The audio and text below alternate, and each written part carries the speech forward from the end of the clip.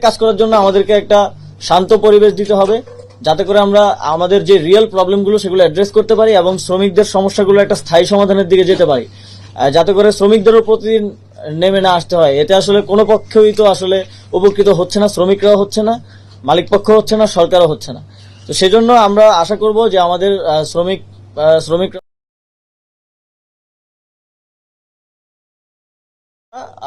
একটা clear message পাই যে আসলে শ্রমিকরা কি কি চাচ্ছে এবং সেগুলো নিয়ে আমরা সমাধানের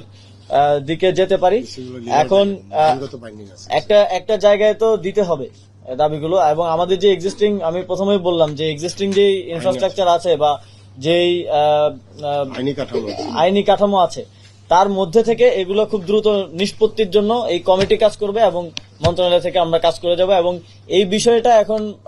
প্রায়োরিটিতে আছে। আপনারা জানেন যে আমরা সকালে সভা করেছি উপদেষ্টাদের সাথে, তো এটা নিয়ে গত 2টা ক্যাবিনেট মিটিং এ আলোচনা হয়েছে, আগামী ক্যাবিনেট মিটিং এ আলোচনা হবে এবং সকল মন্ত্রী বড় আকার ধারণ করেছে। সেই প্রতিষ্ঠানকে দ্রুত ঋণ দেওয়ার মাধ্যমে যেন শ্রমিকদের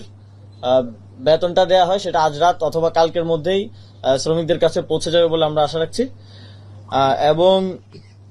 মন্ত্রণালয়, শ্রম অধিদপ্তর, কলকারখানা, প্রতিষ্ঠান পরিদর্শন অধিদপ্তরের কর্মকর্তাদের মাঠ পর্যায়ে জনসম্পৃক্ততা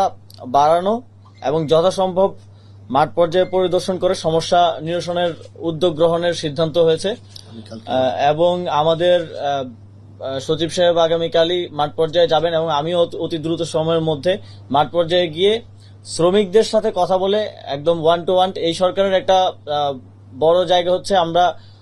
মানুষের মধ্য থেকে এসেছি, আমরা মিছিল থেকে এসেছি এবং আমরা আসলে মানুষের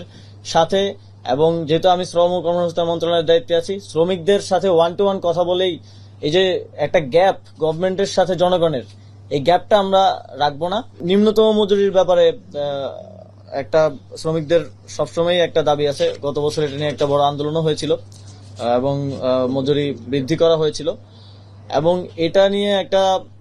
ভালো সমাধানের দিকে আমরা কিভাবে যেতে পারি সেজন্য নিম্নতম মজুরি বোর্ড আছে আমাদের,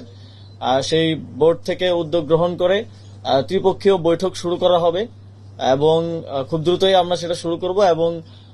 খুব দ্রুত সময়ের মধ্যে যাতে শ্রমিকদের নিম্নতম মজুরির যেই দাবি রয়েছে এবং